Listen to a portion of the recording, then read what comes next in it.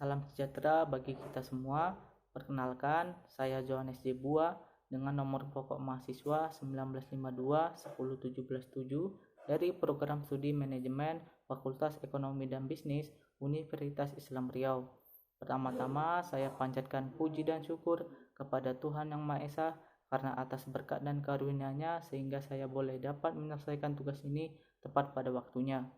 Sebelumnya, saya ucapkan terima kasih kepada dosen pembimbing saya, yaitu Profesor Dr. Haji Sri Indrastuti S., Sarjana Ekonomi Magister Manajemen, yang telah membantu dalam terselesaikannya tugas ini. Pada kesempatan kali ini, saya akan mempresentasikan hasil jawaban terkait pertanyaan diskusi pada buku Manajemen Sumber Daya Manusia Internasional, terkhususnya pada bab 5, bab 6, dan bab 7. Yang pertama, pertanyaan diskusi pada bab 5 terkait tentang perancangan kerja atau job design memenuhi kebutuhan perusahaan dan karyawan. Pertanyaan yang pertama, kenapa Likon Elektrik banyak mendasarkan operasinya pada sistem kerja borongan? Jawabannya, dalam setiap operasinya, Likon Elektrik sering menggunakan sistem kerja borongan. Ada beberapa alasan yang mendasar mengapa Likon Elektrik menggunakan sistem kerja borongannya, diantaranya Likon Elektrik kerap memotivasi dengan tinggi setiap karyawannya. Kemudian, perancangan kerja atau job design dan analisis kerja atau job analisis yang baik juga menjadi dasar Likon Elektrik dapat menggunakan sistem kerja borongan. Pertanyaan yang kedua, sebutkan praktek sumber daya manusia lain yang mendukung sistem borongan di Likon Elektrik.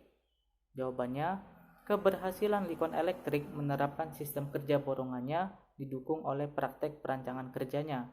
Likon Elektrik melakukan praktek perancangan kerja dengan pendekatan ilmiah. Dalam pelaksanaannya, kerja dan prosedur disusun secara sistematik dan ilmiah, sehingga karyawan tahu apa tugas yang akan dikerjakannya dan karyawan juga dilatih untuk melakukan tugas yang beraneka ragam. Atas dasar itu, Likon Elektrik dapat memberikan tugas pada karyawannya setiap saat tanpa mengurangi kualitas kerja. Dan dengan memberikan uraian tugas yang jelas dan spesifik, orang-orang tahu akan tugasnya masing-masing. Pertanyaan ketiga, gambarkan pendekatan alternatif terhadap perancangan kerja. Jawabannya, yang pertama, pendekatan mekanistik. Pada pendekatan mekanistik atau pendekatan manajemen ilmiah, para perancang kerja berusaha keras untuk merancang kerja sehingga tugas-tugas dapat dilaksanakan seefisien mungkin. Tugas ini dapat membantu mereka dalam melakukan penelitian tentang gerak dan waktu, serta sistem pembayaran insentif.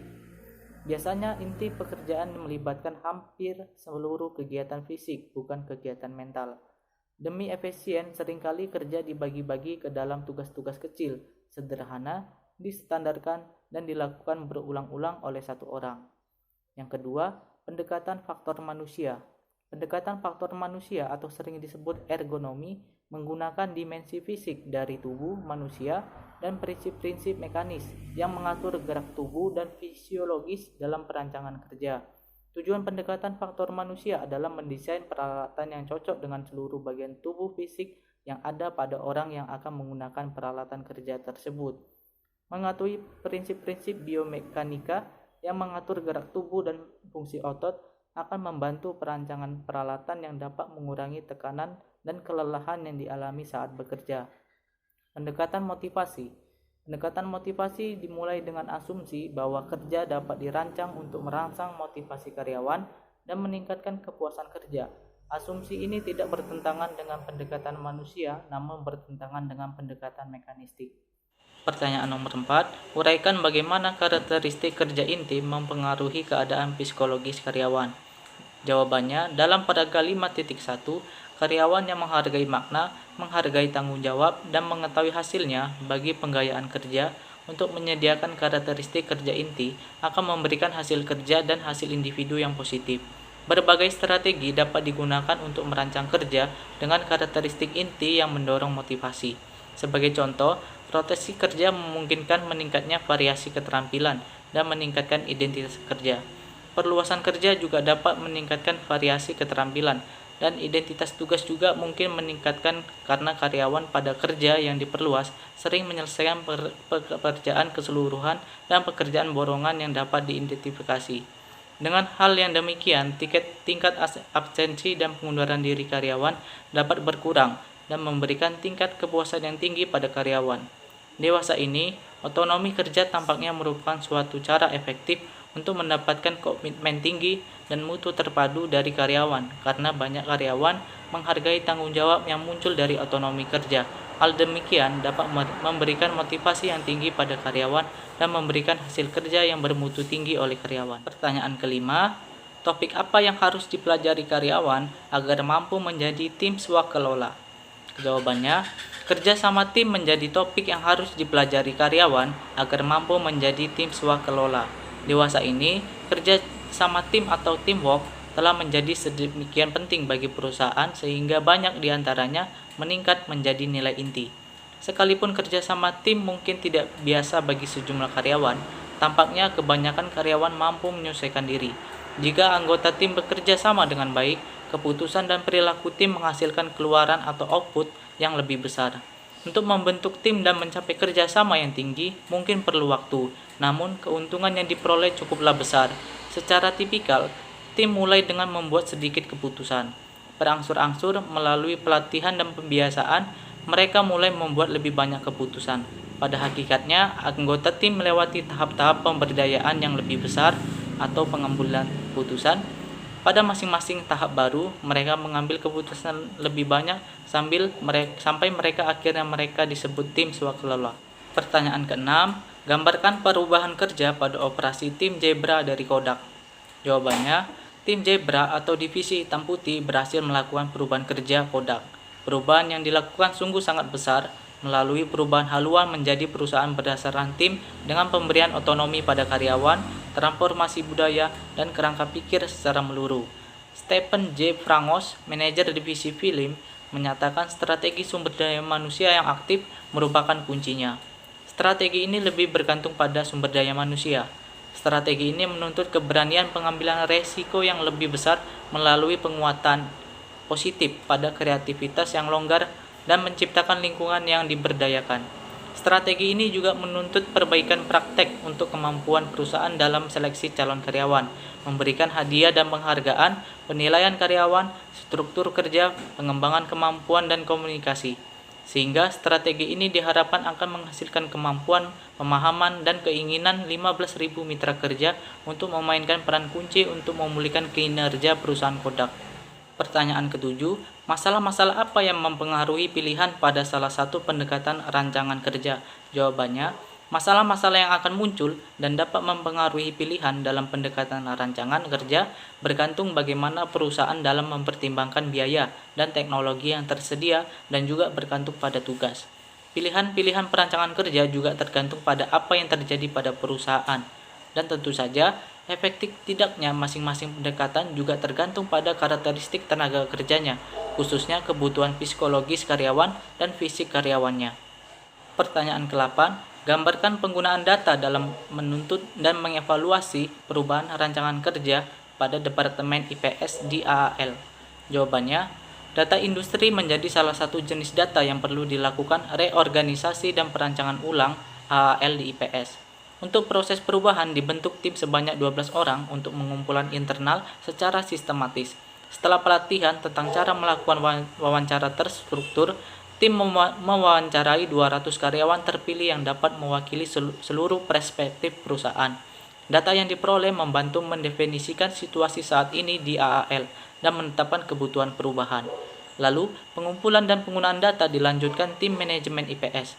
Mereka melakukan kilas balik untuk berbagi pandangan atau data lunak dan menyusun visi dan menghasilkan misi IPS, yaitu untuk memungkinkan agen pelanggan utama melaksanakan pekerjaan dengan baik, yaitu melayani pemegang polis konsumen akhirnya. Visi dan struktur IPS yaitu regionalisasi plus pemrosesan satu tim. Data sistematis memungkinkan perubahan lebih dini. Setelah perubahan data, sekali lagi dikumpulkan secara sistematis untuk pemantauan dan evaluasi. Sumber data didapat dari umpan balik karyawan dalam pertemuan tiap bulan bersama para kepala bagian. Data juga didapat dari survei setiap periodik yang terbukti dapat mengidentifikasi masalah yang perlu ditangani. Pertanyaan ke-9, bagaimana menggunakan pengaturan kerja alternatif untuk mengakomodasi kerja pada karyawan? Jawabannya, yang pertama jadwal kerja standar. Jadwal kerja standar merupakan jumlah hari kerja dalam seminggu dan jumlah jam dalam sehari telah ditentukan. Jadwal kerja standar ini memiliki keuntungan dan kerugian. Karena pilihan dan kepentingan karyawan berubah setiap waktu, jadwal sebelumnya yang dianggap tepat bisa jadi kemudian tidak dapat dipakai lagi. Jika tidak tersedia alternatif, karyawan mungkin akan meninggalkan perusahaan. Akibatnya, perusahaan harus memberikan pilihan pada karyawan antara jadwal standar dan tidak standar, serta pilihan jam, hari, serta total jam seminggu, bahkan total jam dalam setahun. Yang kedua, jadwal kerja fleksibel. Jadwal kerja fleksibel atau longgar adalah suatu jadwal kerja yang tidak standar. Singkatnya, jadwal kerja yang fleksibel memberikan karyawan pilihan harian dalam penentuan waktu kerja dan kegiatan non-kerja. Pertimbangan diberikan pada rentan waktu atau bandwidth atau panjang maksimum hari kerja yang seringkali berkisar antara 10 hingga 16 jam dibagi menjadi waktu inti dan waktu fleksibel. Waktu inti adalah waktu di mana karyawan harus bekerja dan waktu fleksibel adalah waktu di mana karyawan memilih untuk bekerja. Salah satu keuntungan penggunaan waktu fleksibel adalah kemampuan untuk meningkatkan produktivitas karyawan secara keseluruhan. Waktu fleksibel juga memungkinkan perusahaan mengakomodasi keinginan karyawan yang diantaranya dilindungi secara hukum seperti kewajiban menunaikan ibadah. Yang ketiga, jam kerja yang dipadatkan. Jam kerja yang dipadatkan merupakan salah satu pilihan karyawan yang ingin bekerja kurang dari 5 hari dalam seminggu. Dengan memperpanjang waktu kerja dalam sehari melampaui batas standar dalam jam sehari, karyawan umumnya perlu waktu hanya 3 atau 4 hari untuk menyamai jumlah kerja standar 40 jam seminggu. Yang keempat, jam kerja paruh waktu atau permanen. Jam kerja paruh waktu permanen berarti bekerja hanya sesaat, seperti jadwal harian pendek misalnya 13.00 sampai 17.00 atau giliran jam ekstra misalnya 17.00 sampai 21.00. Yang kelima, pembagian kerja. Pembagian kerja atau job sharing merupakan jenis khusus dari kerja paruh waktu. Dalam pembagian kerja, dua orang membagi tanggung jawab untuk suatu kerja purna waktu reguler. Keduanya mungkin mengerjakan separuh dari kerja tersebut atau salah seorang bekerja lebih banyak dari yang lain. Yang keenam, jadwal kerja mendadak. Jadwal kerja yang mendadak yaitu perusahaan menggunakan karyawan sementara, yakni mereka yang bekerja di bawah pengaturan sementara. Pertanyaan ke-10, bagaimana para telekomunikers dapat mempengaruhi upaya perusahaan untuk menggunakan kerjasama tim? Jawabannya, telekomunikers dapat mempengaruhi upaya perusahaan untuk menggunakan kerjasama tim dengan melalui bekerja sama dan saling memberdayakan satu sama lain. Telekomunikers harus memiliki keterampilan dan informasi yang memungkinkan untuk berpartisipasi. Variasi tim kerja lintas fungsional dan multikultural terbentuk di mana ada kesempatan untuk meningkatkan hasil usaha di seluruh bidang perusahaan. Secara terus-menerus mengukur keterlibatan telekomunikers dan mengembangkan rencana tindakan perbaikan, dan di mana ada interdependensi, disitulah kerjasama tim digunakan. Selanjutnya, pertanyaan pada bab 6 tentang analisis jabatan, mengetahui siapa mengerjakan apa. Pertanyaan pertama, bagaimana kaitan penggunaan kelompok kerja dengan bisnis Aetna Life and Casualty? Jawabannya, pada bisnis Aetna Life and Casualty, kelompok kerja baru membantu mengurangi birokrasi. Konsisten dengan falsafah kemitraan dalam pengelolaan sumber daya manusia, kelompok kerja membantu para manajer dan karyawan memutuskan tugas-tugas baru, mana yang dapat ditambahkan pada kerja seseorang, dan bagaimana cara memberikan kompensasi padanya tanpa harus menunggu otoritas dari unit sumber daya manusia yang terpusat. Konsekuensinya, baik manajer maupun karyawan semakin terlibat dalam keputusan manajemen sumber daya manusia. Pertanyaan kedua, apa perbedaan antara uraian tugas, job description, dan spesifikasi tugas? Jawabannya, uraian tugas atau job description merupakan uraian atau catatan yang menjelaskan gambaran tugas secara tertulis yang berisikan dari dibentuknya suatu jabatan atau tugas. Uraian atau catatan ini berisikan informasi fungsi tugas, tanggung jawab, dan wewenang yang harus dilakukan terkait dengan pemegang jabatan. Hal tersebut menjelaskan bagaimana gambaran tugas karyawan secara rinci. Spesifikasi tugas atau job specification merupakan suatu spesifikasi atau persyaratan jabatan yang harus dipenuhi oleh calon pencari kerja untuk bisa masuk menduduki jabatan dalam perusahaan. Spesifikasi atau persyaratan ini terkait dengan latar belakang pendidikan, kompetensi, dan kemampuan atau hal lain yang terkait dengan jabatannya nanti. Pertanyaan ketiga, apa keuntungan dan kerugian dari penelitian waktu dan gerak atau time and motion? Jawabannya, keuntungan pendekatan waktu dan gerak memungkinkan dapat meningkatkan proses dan optimalisasi kinerja. Metode kerja yang lebih baik meningkatkan efisiensi dan mengurangi kelelahan pada pekerja. Pendekatan waktu dan gerak juga dapat meningkatkan perencanaan dan alokasi sumber daya. Kerugian pendekatan waktu dan gerak memungkinkan untuk kerja tertentu memerlukan biaya yang mahal dan waktu yang lama. Terkadang menyulitkan komunikasi antara karyawan, terutama untuk mereka yang memiliki jadwal yang berbeda dan menambah beban tugas dalam mengawasi catatan jam kerja karyawan.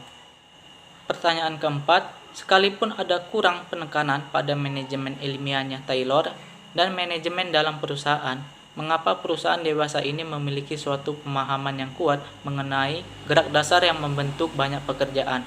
Jawabannya, studi waktu dan gerak ini membuat Taylor menyimpulkan bahwa orang-orang tertentu dapat bekerja lebih efisien daripada yang lain. Ini adalah orang-orang yang harus dicari oleh manajer untuk dipekerjakan jika memungkinkan. Oleh karena itu, memilih orang yang tepat untuk pekerjaan itu adalah bagian penting lain dari efisiensi tempat kerja. Prinsip teori manajemen ilmiah Taylor dipraktikkan secara luas, dan kerjasama yang dihasilkan antara pekerja dan manajer akhirnya berkembang menjadi kerjasama tim. Sementara Taylorisme dalam arti murni tidak banyak dipraktikkan saat ini. Manajemen ilmiah memang memberikan banyak kontribusi signifikan bagi kemajuan praktik manajemen. Ini memperkenalkan prosedur seleksi dan pelatihan yang sistematis, menyediakan cara untuk mempelajari efisiensi tempat kerja, dan mendorong gagasan desain organisasi yang sistematis. Pertanyaan kelima, apa pentingnya pertimbangan hukum dalam analisis jabatan? Jawabannya, pertimbangan hukum dalam analisis jabatan perlu dilakukan guna memberikan informasi mengenai praktek-praktek analisis jabatan mereka. Perusahaan dapat memenuhi dua tujuan yang cocok, yaitu kepatuhan pada hukum atau legal compliance dan pengembangan landasan informasi sehat yang digunakan untuk membuat sistem manajemen sumber daya manusia yang efektif. Pertanyaan keenam, dapatkah analisis jabatan menjadikan fungsi-fungsi SDM seperti rekrutmen, penilaian kinerja, dan kompensasi tidak rentan atau terhadap hukum? Jelaskan. Jawabannya, dalam proses rekrutmen, penilaian kerja, dan kompensasi harus menggunakan prosedur hukum yang adil dengan melakukan analisis jabatan. Perlu ada suatu analisis jabatan yang mencakup analisis perilaku kerja yang penting yang diperlukan bagi kinerja yang sukses.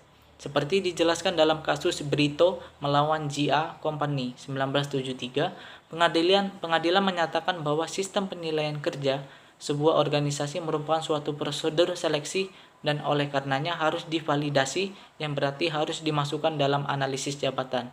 Dalam kasus Rowe melawan General Motor 1972, pengadilan menetapkan bahwa untuk mencegah praktek diskriminasi dalam keputusan promosi karyawan, sebuah perusahaan harus menulis standar promosi yang objektif. Dan dalam kasus United States melawan City of Chicago 1978, pengadilan mengatakan bahwa standar promosi tidak hanya harus objektif, melainkan juga harus menggambarkan pekerjaan yang dilakukan orang yang sedang dipertimbangkan. Untuk dipromosikan, standar yang objektif ini dapat ditentukan oleh analisis jabatan. Pertanyaan ketujuh, apakah sebagian besar pekerjaan berubah dari waktu ke waktu? Jika demikian halnya, apa yang mungkin menyebabkan perubahan? Apa dampak terhadap job analisis? Jawabannya, sebagian besar pekerjaan dapat berubah dari waktu ke waktu. Seperti di Amerika Serikat, rata-rata karyawan dari segala usia berganti pekerjaan setiap 4,2 tahun. Ini bahkan lebih sedikit waktu di antara mereka yang berusia 35 dan lebih muda. Sekarang ini praktik ini lebih diterima karena orang berusaha untuk memajukan karir mereka atau menyesuaikan diri untuk beralih dari peran tingkat awal ke posisi yang lebih tinggi dan lebih permanen. Hal ini memberikan dampak job analisis di mana perlu dilakukan kembali job description sesuai spesifikasi karyawan yang mampu melakukan pekerjaan tersebut. Pertanyaan ke-8, bagaimana penggunaan kelompok kerja lebih banyak memberikan fleksibilitas kepada para karyawan mereka? Jawabannya, dalam penggunaan kelompok kerja melalui analisis jabatan mereka telah mendesain ulang kerja untuk memberikan ruang gerak lebih luas pada karyawan dan manajer khususnya dalam hal memberi imbalan atau hasil yang mereka capai. Dengan kelompok tugas yang baru tersebut, karyawan dapat melakukan banyak tugas dan memperoleh imbalan tanpa menjalani prosedur promosi dan tanpa harus merevisi uraian tugas atau job description, khususnya berguna dalam perusahaan seperti Aetna dan telah mengurangi lapisan manajemen. Dalam prosesnya mengurangi kesempatan peningkatan level promosi, sehingga kelompok tugas memberi karyawan dan manajer lini fleksibilitas yang besar. Pertanyaan ke-9, mengapa uraian tugas dapat memberi kejelasan pada karyawan namun tetap fleksibel pada perusahaan? Jawabannya, hasil dari analisis jabatan biasanya adalah banyaknya uraian tugas yang unik dan terpisah secara khusus serta spesifikasi karyawan dan banyaknya jumlah jabatan unit. Kendati demikian, analisis jabatan ini tidak jauh berbeda satu sama lain. Ini berarti bahwa karyawan yang melakukan suatu pekerjaan mungkin mampu melakukan pekerjaan yang lain. Itu sebabnya mengapa perusahaan menggolongkan pekerjaannya ke dalam kelompok. Sejumlah pekerjaan ini ditempatkan dalam satu kelompok sejauh memerlukan spesifikasi karyawan yang serupa atau memiliki tugas-tugas yang serupa atau nilai-nilai yang serupa bagi perusahaan, sehingga perusahaan tetap fleksibel bagi pekerjanya. Selanjutnya, pertanyaan yang ke-10, bagaimana BPX memperoleh keuntungan dari penggantian uraian tugas dengan suatu matriks yang mencerminkan keterampilan dan perilaku? Jawabannya, matriks dirancang untuk merangsang setiap pemikiran individu mengenai cara mereka mengembangkan keterampilan melalui satu variasi pendekatan, tidak hanya pelatihan formal, melainkan dengan bimbingan, pengalaman praktek lapangan, belajar sendiri, dan seterusnya. Matriks-matriks yang didistribusikan secara rinci sehingga karyawan dapat melihat secara tepat jenis peran apa yang sesungguhnya tersedia di BPX dan tingkat kinerja apa yang diperlukan pada masing-masing tingkat. Sistem fleksibel pada BPX memungkinkan BPX melakukan rotasi terhadap seseorang secara temporer dari suatu peran individu ke peran manajemen. Di samping pembukaan jalan baru untuk meningkatkan produktivitas, matriks juga menyediakan dukungan bagi inisiatif SDM. Selanjutnya, pertanyaan diskusi pada bab 7 tentang rekrutmen, membuat pool calon karyawan. Pertanyaan pertama, apakah rekrutmen lebih penting bagi perusahaan seperti Microsoft dibandingkan bagi perusahaan seperti General Motors? Jelaskan. Jawabannya, rekrutmen merupakan serangkaian kegiatan yang penting oleh setiap perusahaan untuk digunakan dalam mendapatkan pool pelamar kerja yang memenuhi syarat. Rekrutmen meliputi upaya pencarian sejumlah calon karyawan yang memenuhi syarat dalam jumlah tertentu, sehingga dari mereka perusahaan dapat menyeleksi orang-orang yang paling tepat untuk mengisi lowongan pekerjaan yang ada. Rekrutmen tidak hanya menarik minat seseorang untuk bekerja pada perusahaan tersebut, melainkan juga memperbesar kemungkinan untuk mempertahankan mereka setelah bekerja. Jadi, rekrutmen sama-sama penting bagi perusahaan Microsoft dan perusahaan General Motors untuk kelangsungan hidup perusahaan dalam jangka panjang dan sekaligus keberhasilan perusahaan. Pertanyaan kedua, apa tujuan rekrutmen? Bagaimana tujuan ini mempengaruhi kegiatan lain perusahaan? Jawabannya, tujuan umum dari rekrutmen adalah menyediakan suatu pool yang berisikan para calon karyawan yang memenuhi syarat yang memungkinkan besar akan terpilih dan ditempatkan. Untuk mencapai tujuan ini, perusahaan perlu melakukan kegiatan kunci seperti menentukan kebutuhan jangka pendek dan panjang perusahaan dalam hal jenis pekerjaan dan levelnya dalam perusahaan.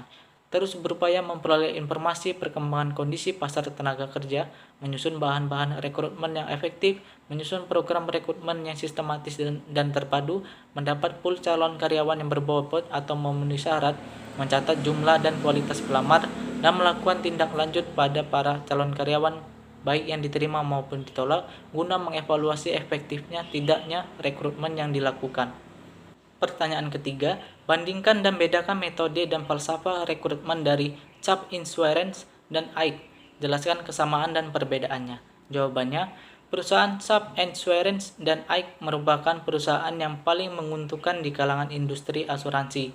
Dalam proses rekrutmen, Chubb Insurance dan Ike didasarkan secara langsung pada pengetahuan dan keterampilan para calon karyawannya.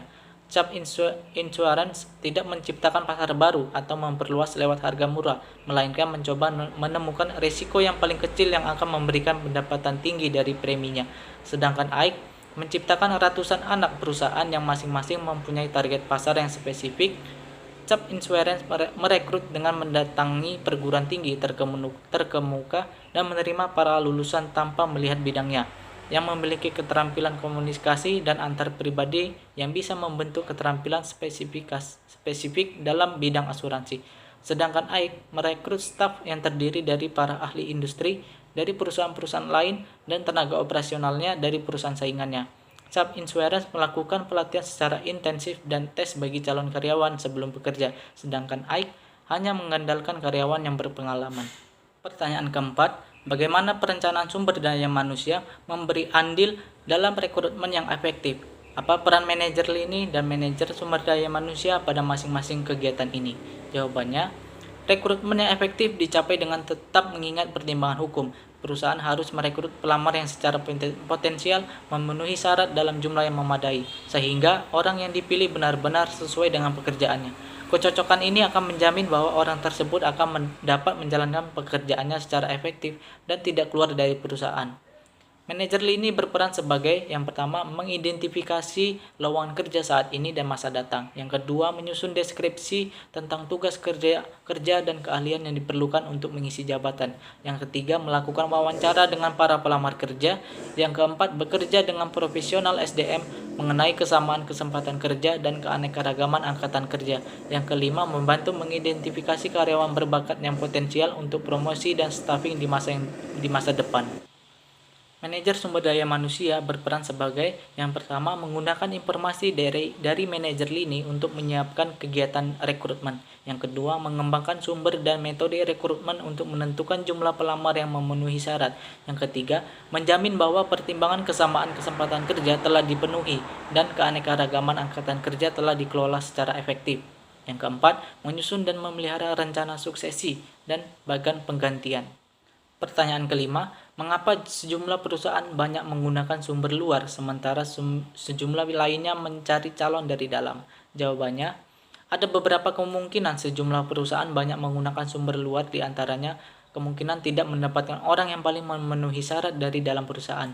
Dengan sumber luar lebih memungkinkan berhasil mendapatkan calon karyawan yang paling memenuhi syarat. Dan alasan lain seperti sumber dari dalam menolak untuk dipromosikan karena alasan pribadi, seperti keinginan tetap bertahan pada lingkungan kerja yang sudah akrab. Namun bagi sejumlah perusahaan, mencari calon dari dalam dapat jauh lebih hemat dalam soal waktu maupun dana. Pertanyaan keenam, rekrutmen tidak saja meliputi pelamar dalam jumlah yang tepat, tetapi juga jenis pelamar yang sesuai. Apakah sejumlah sumber rekrutmen lebih kaya daripada yang lain? Apakah sumber-sumber tersebut menghasilkan lebih banyak informasi tentang pelamar? Jelaskan. Jawabannya, sebagai contoh, suatu penelitian melibatkan sejumlah perusahaan besar mendapati bahwa para mahasiswa umumnya tertarik pada perusahaan yang menyediakan informasi lebih banyak dalam iklan lowongan pekerjaan. Jika sumber rekrutmen tersebut menjelaskan mengenai perusahaan, pekerjaan, dan tunjangan, para mahasiswa lebih tertarik untuk melamar.